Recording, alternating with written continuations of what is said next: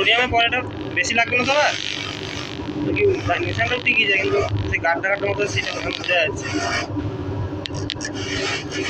রোডিয়ামের পর এটা আর কি নিশান ধরো চলে গিয়েছে, কিন্তু জায়গাটা সেই গাড্ডার মতো হয়ে আছে না, সেইটা বোঝা যাচ্ছে।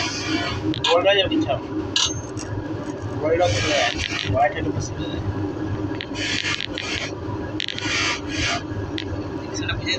নিশানটা চলে গেছে, যেটা দাগ গাড্ডার মতো ছিল না সেটা চলে গেছে।